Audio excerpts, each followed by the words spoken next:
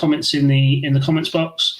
Let me know your thoughts. But I'd like to talk about the West Ham rebuild. I know this is a Dad's Our Job podcast, which is Arsenal and West Ham bias, but for me, I'm the West Ham fan, so I'm going to talk about West Ham matters.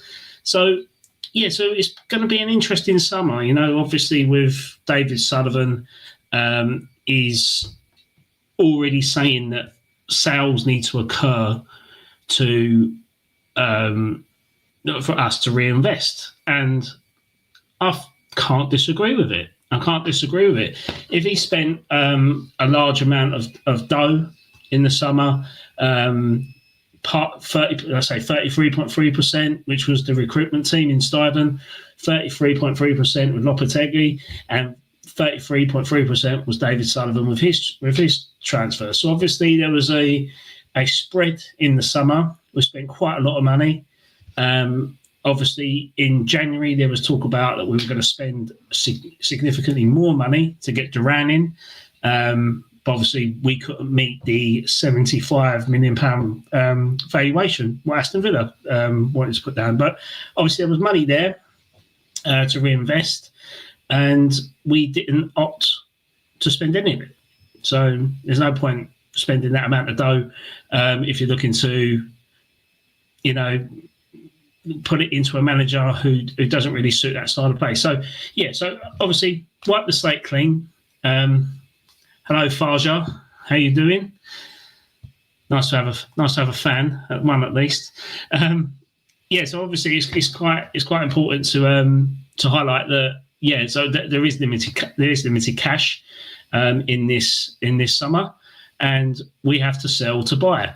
And looking at the state of play at the moment, with current outgoings in players, you've got with contract expiries due to occur in Danny Ings, who's on 125 grand a week. Antonio, although there's talk about an additional year option if he can prove his fitness, he's on 85 grand a week. Carlos Soler, his loan will be will just see out the end of his loan, and he'll go back to PSG. He's on a reported £250,000 a week, but West Ham are paying £80,000 a week. So that's a bit of wage expenditure that's going to be freed up. Fabianski, who is 40 years of age, the oldest Premier League player this season, and his contract will come to an end on 65 grand a week.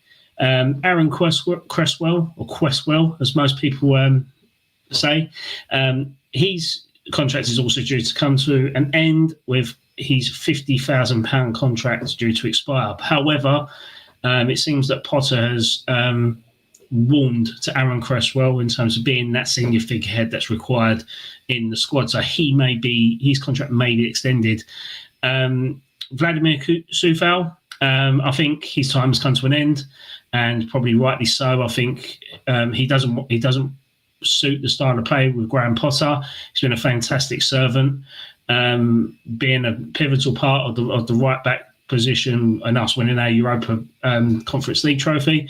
I don't think we can really knock his commitment and his talent, but I think sometimes things just have to come to a natural end, and I think with Soufal that is the case. I mean, we could have cashed in on him in January with Fulham, but I think with the contract that he's on, I don't think it's going to be that much of a risk to keep him on until his contract expires. So I'm quite happy that it looks like he's going to come to an end.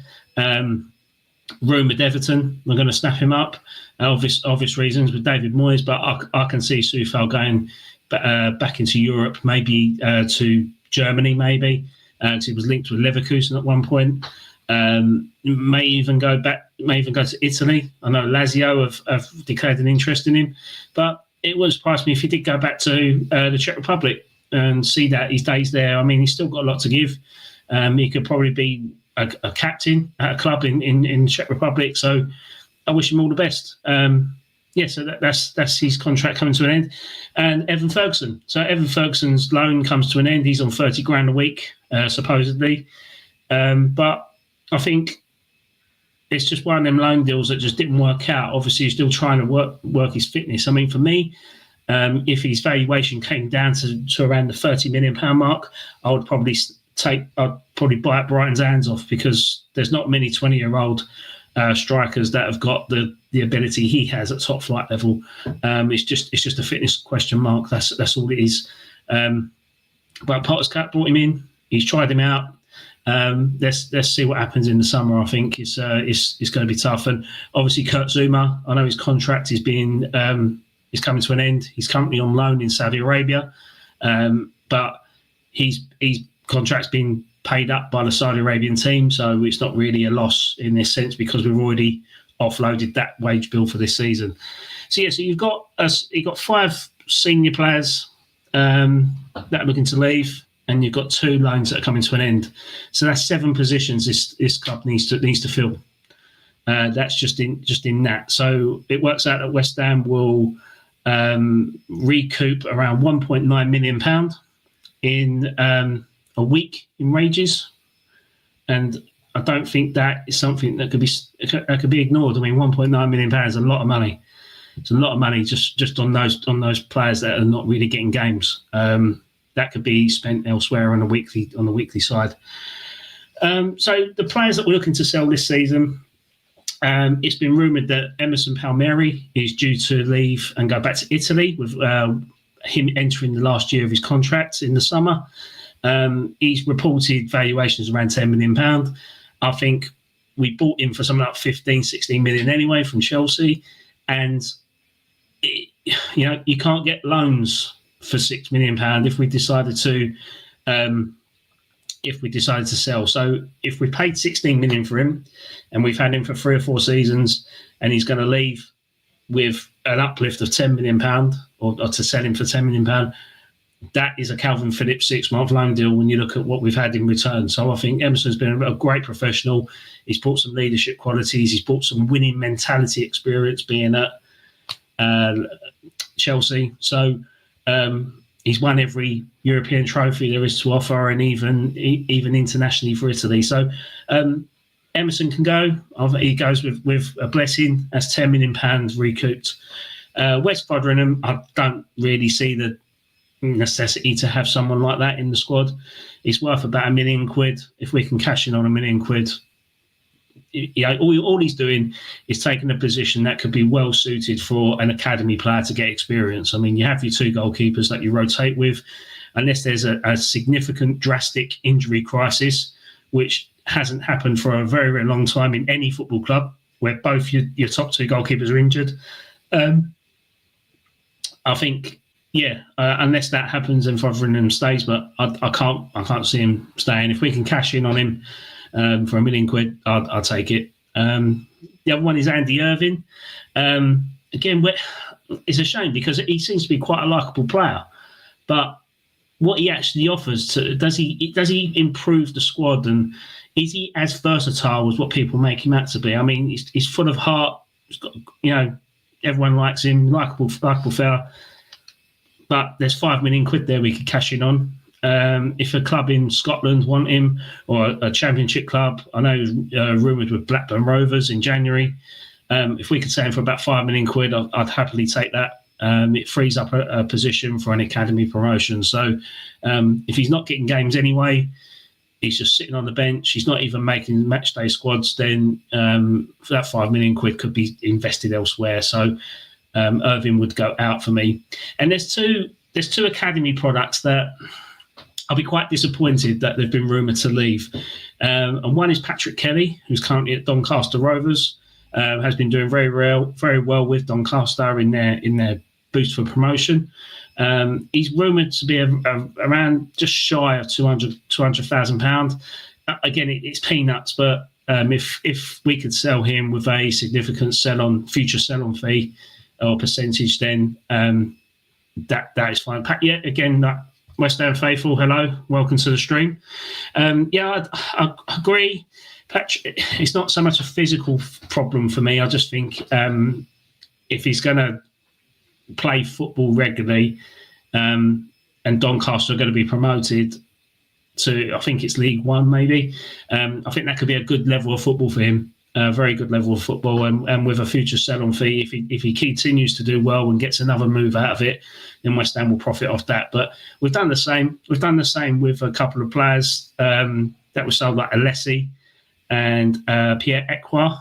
Ekwa is now playing in League R for Saint-Ettiene, so we've obviously made a profit from his move from Sunderland to there. But Alessi is another one that's on the cards at Sunderland who could move somewhere.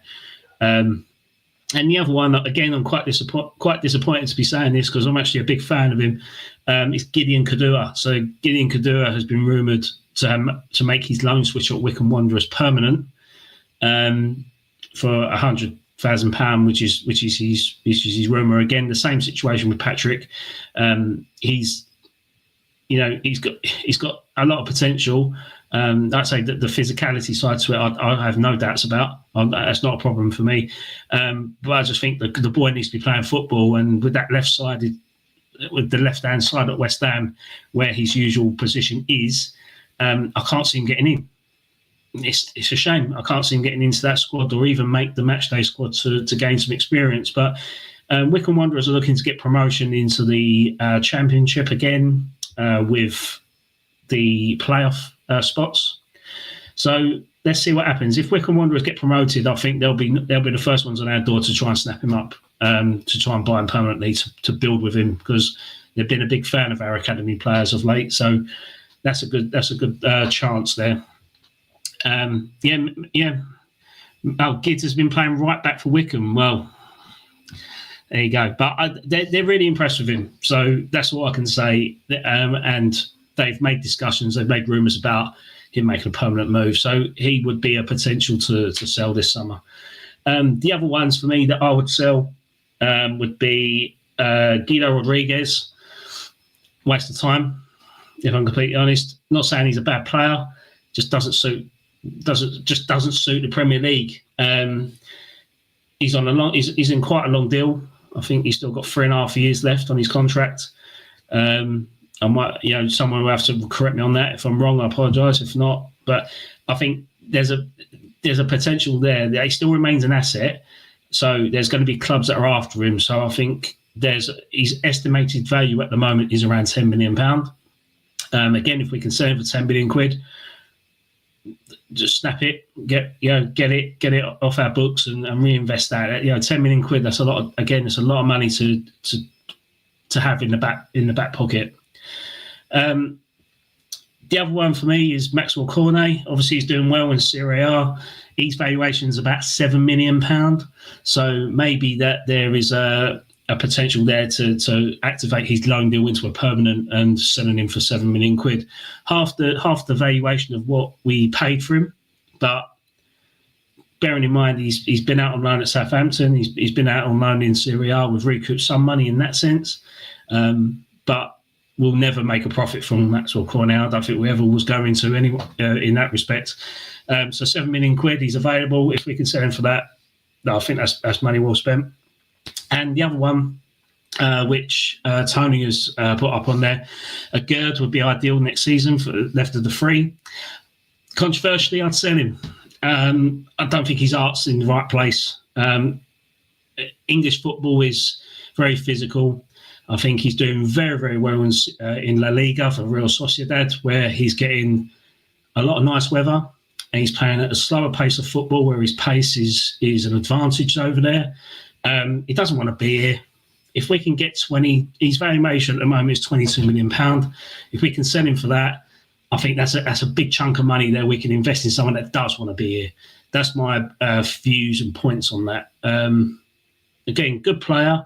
I think he's shown glimpses of it. He has got a mistake in him, though, which we've seen many a time in the Premier League in his first season, or his only season, effectively. But his recovery is pretty good. So although he gets himself in a sticky situation, he does track back and he does collect the ball. I mean, one of the instances that calls out to me is when we played Newcastle away, and Callum Wilson was through on goal, and he was literally nowhere to be seen. He's tracked him back. He's sped up to him and he's tackled him and got the ball relatively well. But if you can't beat Callum Wilson in a foot race, with an age difference there, then there's a problem in the first place. But for me, Agard has to go. £22 million in the bin, lovely jubbly. And the other two is inevitable. I think this isn't my opinion, but I think this is what's going to happen based on the rumours that have occurred. Is Mohamed Kudus?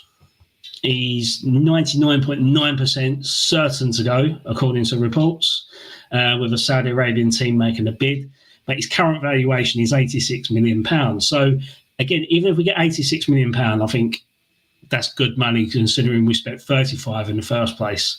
So yeah, I'll definitely cash in on Kudus, a luxury player, a very good individual, but as a team asset, not for me. Not for me. If there's going to be one person out of Bowen and Kudus that's going to operate on that right hand side, if Potter's going to play that way, Bowen wins it all day long for me. Bowen's the right winger. I know he's playing as a striker at the moment, but he's not a natural striker. He can play there. The season he did play as a striker, he got over 20 Premier League goals. That was on Moyes' last season. That was last season. This year he's had injuries, he's had and whatnot. But if we're gonna play with a right side winger, Bowen over Kudus all day long, and we've already got a replacement, a second-hand replacement in Luis Guilherme, if we decide to keep him. So for me, make a profit on Kudus as soon as possible. Maybe in the World Cup transfer window to a team that's competing in there, so we can get the benefits from that. And I've been welcomed by my dog. Our buds stuff. Yeah, so Kudus out the door for me. The other one is Edson Alvarez. Edson Alvarez apparently almost made a move to Man United in the summer under Erik ten Hag, but then that was squashed. The rumours have been squashed, obviously, by his agents and that, but we all know there's no smoke without fire in these sort of cases. But again, we paid big money for him. I think £35 million for him. I don't really think he's lived up to the expectations of many of the fan base. For me, I'm not a fan of him. I'm not going to lie. I think he's got too many mistakes in him. I think he doesn't track back as much, despite being a defensive-minded midfielder. I think he's too fiery. I think he lets himself down. I think he's his worst own enemy. Gets booked far too often. Gets suspended far too often. And the problem I've got is that we're too reliant on him in that midfield position, which is why we've got an issue there. He does open up spaces. He does kind of leave the back line exposed, especially if we play through at the back. He just doesn't fit. Just one of them players just doesn't fit. I'm saying he's a bad player. I just don't think he plays for us in the same manner as he does. I mean, there was a reason Borussia Dortmund pulled out the transfer when we wanted him. There was a reason for that. Because they identified someone else playing that hole. But funny enough, they're looking at him again under a different management. But I can't see him going Germany. If I'm honest, the best team for him, if he had to go somewhere, would be someone like Atletico Madrid, because I think he's definitely a Diego Simeone type of player, and I think playing in the Spanish league will do him wonders. So Edson Alvarez out the door for me. So based on those outgoings, for me, West Ham would be recouping £166.15 million to reinvest in the summer. Now, that's your transfer budget. You've got those players out. That's minimum. So there's been reported £100 million fees for Kudus, so there could be an extra £15 million for what I predicted. There could be additional there that Alvarez could go for a lot more. But yeah, so Edson Alvarez is there valued at £26 million in that list. So £166.15 million is what's been mooted as potential outgoings, and it's much needed investment. I mean, you don't want to publicise how much money you've got in your wallet when you go and barter for people at the market. Last thing you want to do is go and get a shirt for 20 quid off the market stall and put out your wad of notes and try and get them down to £10. No one in their right mind is going to accept a lower fee when they know you've got the money there. The only way you can do that is if you get out half the money of the value and say, I've only got a tenner. And you go, okay, if that's all you got, I'll sell it to you for a tenner. That's the kind of strategy Sullivan's going to go down. And if he's the director, if he's the one that's leading the negotiations in transfers rather than sourcing the players, then this could work well for West Ham in terms of getting a player a lot cheaper than what we anticipated. So one example of this is when West Ham, under Sam Allardyce, needed a striker, and they got in a certain Diafra Sakho. Diafra Sakho come from Metz in the French second division. We was going to buy him, and then Sullivan on the 23rd hour of the deal said, we don't want to buy him now, we want to loan him. So now Metz have gone, what should we do? What should we do? No, we can't accept the loan because we've got $4 million coming our way. So what they ended up doing is they wanted the money now, so they got it reduced to 3.5 million to make sure that the deal happened. So West Ham actually got Diafra Sakho, probably one of our most successful striker signings. It's controversial, but when you think the amount of goals he scored, I think he broke a record since Mickey Quinn at where he scored 7 in 7 games, and he done really well for West Ham when he first come on, especially with the partnership with Valencia as well. It was a fantastic partnership under Sam Allardyce, but that sort of negotiation could work well for West Ham. So yeah, if David Sullivan's the one going out scouting these players, then I'm concerned. But if David Sullivan's going out buying these players on Graham Potter's and Macaulay's behalf, it could work okay. He's got deep pockets, and he's got little arms, sadly. But hopefully that will work in our favour. His tough negotiation skills could do us a turn. So we've got £166 million to spend, boys and girls. What do we spend it on? Well, a lot of those positions that are clarified there, we've got left-sided defenders, we've got wingers, we've got midfielders, we've got defenders. A lot of them can be replaced already with squad fillers. I mean, let's take, for instance, Andy Irving. Andy Irving's going to be in there. We're going to sell him for £5 million. You go, right, who do you replace him with? There's 2 centre midfielders that are on loan in the Championship that we already own. And that's George Murphy and Freddie Potts. Now, if one of them can't make the squad, 25-man squad, to have a positive influence and work under Graham Potter, then there's something significantly wrong with what's happening at the club. Now, there's 2 fantastic, promising players there, both English, homegrown talents, West Ham fans. One of them's got a brother that played for West Ham years ago under Sam Allardyce, and he's also got a dad as his legend, who's also the youth coach. So, if you want a West Ham DNA in this club moving forward, George Murphy, Freddie Potts are the first 2 people you look at. So, Andy Irving, Guido Rodriguez have gone. We've made £15 million profit, and we've promoted 2 academy players in Potts and Murphy. So that's 2 places already gone. That's absolutely given. So other academy hopefuls, you could look at, Ollie Scholes. I think Ollie Scholes is going to be the long-term left-sided defender for West Ham for many a year. If West Ham decide to hold on to him, that is. West Ham, someone could flash their knickers, and West Ham will soon sell if the price is right, as we've seen with Grady Diangana. Again, who is a free agent in the summer that West Ham could buy to help with the homegrown quota. So that could be something to watch out for as a fringe player, especially on the left-hand side. That could provide cover for Somerville. So that's just an option right now. But yeah, so again, who do we buy? So one of the positions that I'd be looking at, obviously with Fabianski going out the door, is goalkeeper. So my pick, this is me, this is not rumours, this is not ITK sending us this information. This is me. This is how I would build West Ham with these next 5 players. My first one is Aaron Ramsdale. Relegated for a 3rd time in the Premier League as a starting goalkeeper. I think it is a no-brainer to sign someone like Aaron Ramsdale. For someone that has been very... he's been criticised unfairly, in my opinion.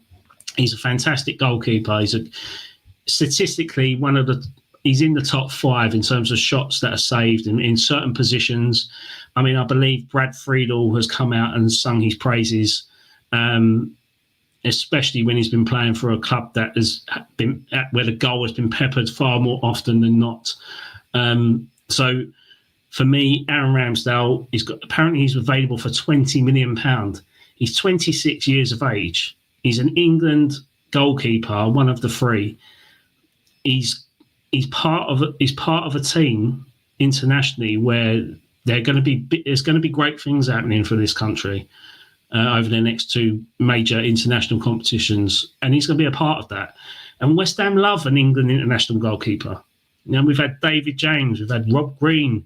You know, these are fantastic goalkeepers that we've had in the books, and they've always been the kind of backbone to our success. And one of the things is that he's a good distributor with the ball. He's taller than Areola as well, and he communicates well. He's vocal. I don't see Areola chirping up as much as other people, goalkeepers do. Maybe that's his character, maybe that's his nature. Fantastic shot stopper. Fantastic. But we shouldn't be in a position to entice shots for him to save the day. And that's down to a breakdown of communication and defence. And I think that Aaron Ramsdale could direct our defence in a way that we've never seen before. And especially with the experience that he's had at Arsenal and the philosophy that's been embedded in him. He's never going to be as good as David Raya, because obviously they wouldn't have took David Raya out and replaced him. So for me, I think Ramsdale is a no-brainer. Relegated with Southampton, getting back up. He's 26 years of age. Even if we get him on like a 7 year deal, he'll be 32, 33 by the time he comes to the end of that contract. And that's a peak age for a goalkeeper. Around 30, 31, 32, that's a peak age for a goalkeeper. And with the experience he's had at such a young age and the personal issues that he's had, which if you Google it, you'll find it. I'm not gonna delve into that. That's his stuff. But he's a strong character, and I think he will do well for West Ham. And I think he's made for us. He's absolutely made for us. So that's my first signing. Aaron Ramsdale, reported release fee of £20 million. No brainer. My next signing would be Matty Pollock at Watford. Now, with Aguerd on his way out, Todibo looks like he could be quick flipped in the summer, because West Ham need to find £40 million to sign Todibo. So I think there could be a potential sale there on him. With Kilman and Mavropanos as our only 2 centre-halves, West Ham love to sign a championship youngster. And Matty Pollock at 23, 24 years of age, playing for Watford, captaining his side on numerous occasions, I think he could be a solid signing for West Ham. I'll tell you for why. Matty Pollock, he's made 44 appearances in the Championship this season. He scored twice and assisted 4 times. Yes, he gets a yellow card. Who doesn't? But playing as a centre-half in the Championship, you're going to make some mistakes. You're going to make some tackles that the referee would see. He can play either side of the back four, central back four. So, and he's been pivotal for Watford. I think he's going to be a fantastic player to unearth for West Ham. Just trying to get some more stats up here. So the internet's gone down a little bit. But the interesting thing is that his market value on transfer market is 900 grand. That's staggering. His contract expires in 2029, but if West Ham can get him for something like around £10 million, that is cheap. That is cheap for a young English centre half. That's 1.9 metres in height, which is over 6 foot, allegedly. I think it's 6'3", I think 1.9. I just think he's West Ham material, personally. I think he's a great passer of the ball. There was a scouting video I saw on him, and he was playing for Notts County, I believe, at the time. Grimsby Town. And he was about 19 years of age, and despite with height, he was already built. He was ready there, and that's why he went to Watford, because Watford saw it and they liked him. So he was distributing the ball diagonally to the wingers, and he's tough tackling. He's passing just quick passings either side of his defenders. He suits Graham Potter to the team. I think physically, he is like Potter's Webster for Brighton. I know we've been after Webster. I know we've been linked with him, but Webster could probably be a bit out of our price range, considering how old he is as well. Matty Pollock at 23 years of age, Championship level player. West Ham love a Championship player. Mikel Antonio, West Ham's leading Premier League goal scorer of all time, come from the Championship for £7 million. Aaron Cresswell, who is entering his 11th season at West Ham, come from Ipswich for £3.5 million. And and Jared Bowen. Jared Bowen come from Hull City for £18 million. 18. And he's won us a European trophy. All our best signings come from the Championship. Matty Pollock should be another one, and that's my opinion. I think he's a fantastic defender, one to definitely keep an eye on. So that's my defensive that's my defensive preference in terms of what player we should be getting. Someone of Matty Pollock's ability. So centre midfield wise, next one. Oh, gone one too far. Pierre Coopermeyers. Pierre Coopermeyers is a Dutch box-to-box defensive midfielder. He can do everything Edson Alvarez can't in that position. He currently plays for AZ Alkmaar. Interestingly, he's part of the Wasserman player agents group. And he, for me, is just perfect. I see him play for AZ Alkmaar against Spurs in Europa League. He can operate in a CDM role. That's his bread and butter. He can play centre-back, either side of the centre-back positions, and he can also play in a much more advanced role in centre midfield. But CDM, this is the guy that you want in the middle of your park. He's 1.86 metres in height, so he's a unit. He's wide, he's quite physical. His physicality reminds me of someone like Tom Huddleston, who used to play for Derby County and Spurs. And at 24 years of age, he's the type of player that could really, really push on at West Ham. His market value at the moment is €8 million. €8 million. This is ridiculous. But the players we've got and we want to sell is just insane. He's made 30 appearances for AZ Alkmaar in the Eredivisie. He scored once and assisted 5. Now, they're good numbers considering he's a CDM player. He's the one that kind of orchestrates at the back. If he's got someone like Max Kilman and Matty Pollock behind him in defence and Aaron Ramsdale, I think that could be quite a good link-up there. That could be a very, very good link-up. But if you get time, go on YouTube and look at his season that he had when he was on loan for Almere City. And my word, I've never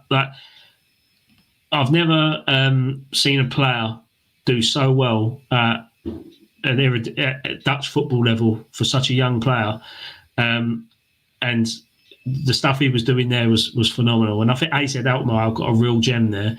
It wouldn't surprise me if he went to a bigger club in a year's time, would not surprise me if West Ham didn't jump on him now.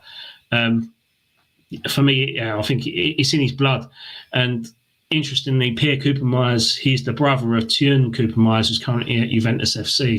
So his brother played for Atalanta, who then got a move to Juventus out of it. So the Cooper-Myers family bloodline is doing well at the moment, and he's the next one that's going to come up. And at 24 years of age, I think he's definitely worth buying, 100%.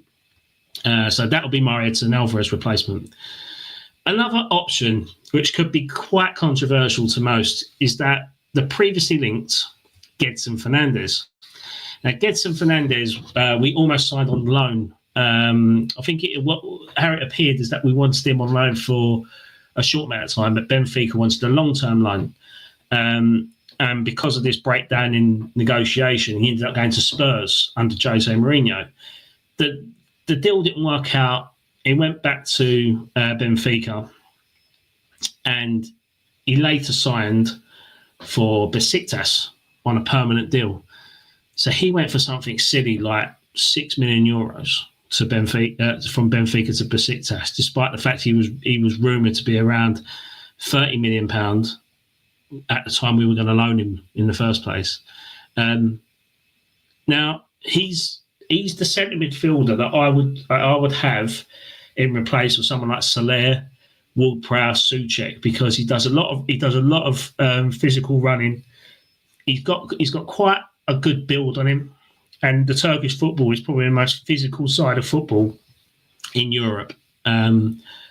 Technically dubious, but physically, you don't get away with as many tackles as you do in the Turkish Football League. So I think he would be a very shrewd signing. His contract is expiring in about a couple of years' time for Besiktas. His current valuation is €18 million, and he's 26 years of age. He's already got significant European experience, playing for multiple clubs in Europe. But the fact he's already played Premier League football as well encourages me that he could be the type of player that would come in and make a significant improvement in the centre of midfield, sitting in front of that CDM role. But he can also play CDM role. So if he needs to drop back, he can, and he can play alongside a CDM role in a partnership, but he can play in front of a CDM. So Gedson Fernandes, you're welcome to come back if you want. Or you can welcome to come in the first place, not come back. But for me, I think he's a very, very good player.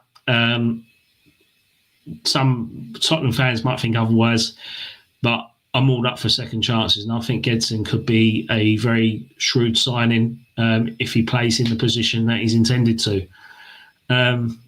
So that's my CDM thing. So strikers, oh God, where do we go with strikers? Now, do we go with Evan Ferguson? Do we keep Fulkrug? Do we give Antonio a new deal? Fulkrug, West Ham signing strikers are like rocking all shit, aren't they? Like, we never really find a good one. So this is a player that I've seen a couple of times at youth level. And this is a player who has made a move to a League One side in France in the summer, and he is going to be one of Belgium's hottest strikers coming up. And for me, the player that I want at West Ham as my leading striker is not Jonathan David. It is Lucas Stassin. Lucas Stassin is a 20-year-old Belgian centre-forward who plays for Saint-Ettiene. Now, he is valued at €7 million. And at 20 years of age, he's made 28 appearances for the Ligue 1 side. He scored 12 goals and assisted 5 times. But he has got a bit of clout about him. He will get physical, and he will get booked if there's a challenge. So he will commit himself. But the guy just doesn't stop running. doesn't stop running across the top of that line. He gets himself into challenges. So a lot of the yellow cards that he picks up is because he's chasing the ball down and he's just that slightly bit too late but before the player releases the ball. So that's when he clips them and that's when he gets booked. But you can't knock a player for that. If they're encouraged to win that ball and they're motivated to win that ball back, to restart the attacking threat up high at the pitch, this guy, Lucas Dassin, is quality. He is quality. He's got a 50% goal participation rate in every game he plays. So he'll get a goal he will be involved in a goal in every 2 games. And there's no West Ham player, especially this season, that can contribute to those stats. So for me, I think he's tall. I think his contract's expiring in a few years' time. I just think he's just one of them players you just need to jump on. And yeah, from when he was playing in the Belgian league, youth league at Anderlecht, and then going over to Westerlo in a permanent deal. I mean, even his Westerlo stats are quite astounding. Like the guy is just unbelievable.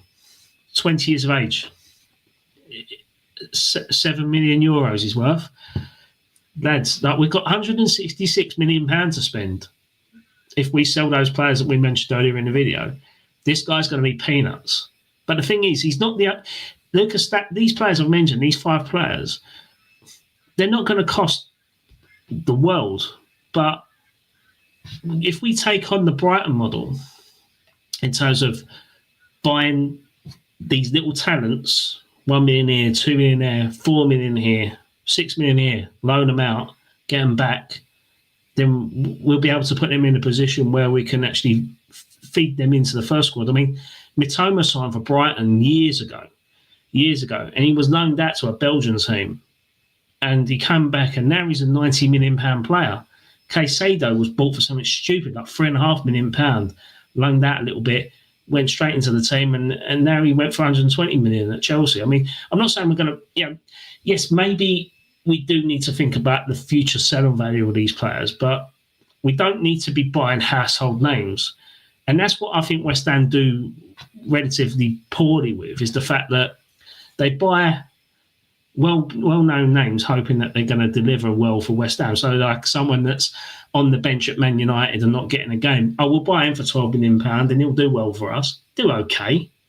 Not massive, but he'll do okay.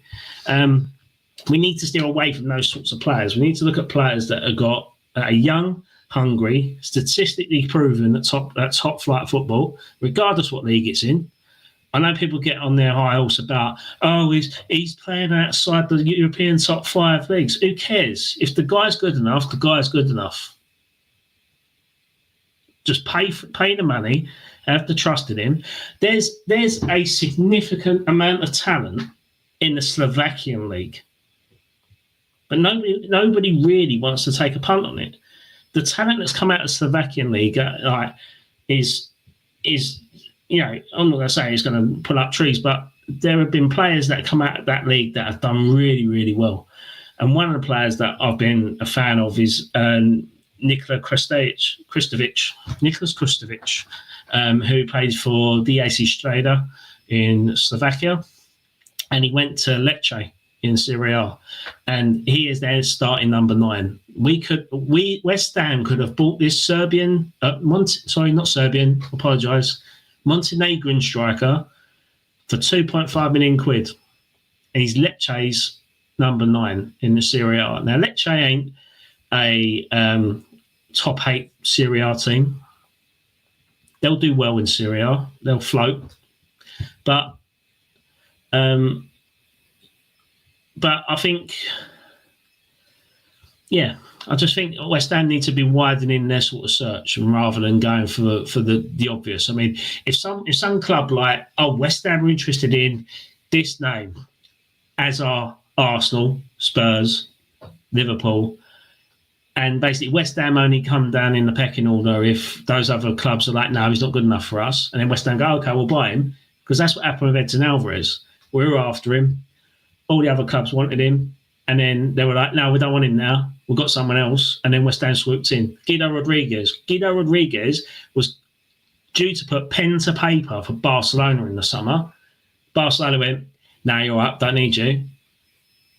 And West Ham go, Steiden, yeah, we can get this player. He was going to sign Barcelona, but they don't want him now. Do you want him? Yeah, all right then. Sign him over. Worst signing we've made in West Ham recent times, I think. He's like the Nigel Quasi, the modern day Nigel Quasi. That's how you can describe Guido Rodriguez. But I just think you look at West Ham need to widen the net. They need to look at players that are good value for money, promising talent, hard-working talent, and players that want to play for this club. If the motivation is you're going to go to a big club in 3 years' time, play well and warrant that. Someone like Kudus come to West Ham because he wanted that move to the next club, and his minimum fee release at 23 years of age at £80 million, he will probably get that move because it's been enforced on him. But if there wasn't no minimum fee in there, these clubs wouldn't be going for him because it'd be like, well, you're not really performing at West Ham, so we're not going to pay that. Well, that's my opinion. But got a few comments on there. Messi isn't big. And Tony, no, he isn't. I actually think if Barcelona didn't sign him when they did, I think he could have been a lot smaller.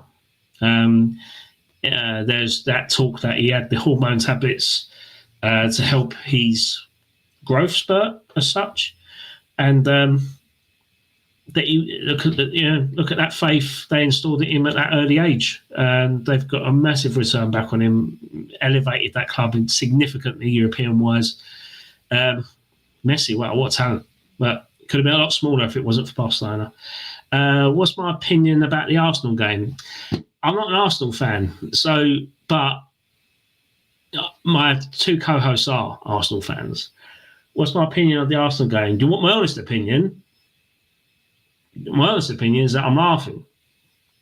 I'm laughing that you lost, but I don't think the tie's over. I think in Paris for the second leg, I think if you get a goal early, then it's game on, because that first leg meant nothing. Actually, a 1-0 loss at home to PSG, who are probably the most informed European side, is probably a good result, because you could easily turn that around. Like if you come out and played like you did against Real Madrid in the first leg, it could happen, couldn't it? It could happen.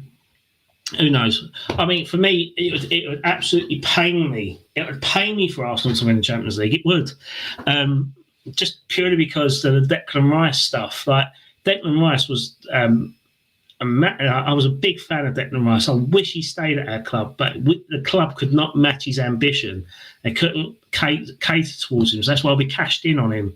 His contract was coming to an end anyway in the next couple of years, so the valuation of Declan would have been significantly less the following season. But for me, as a selfish West Ham fan, not thinking about the financial side to it, I would have kept Declan Rice until his contract ran out, because I think West Ham would have been in a better place now if he left now on a free to Arsenal, and financially would have been in a better place, because we probably could have won Europa League last season. Again, it's just that type of player that we missed. You know, we could have really put a stumble on that. We could have been playing Champions League football this year.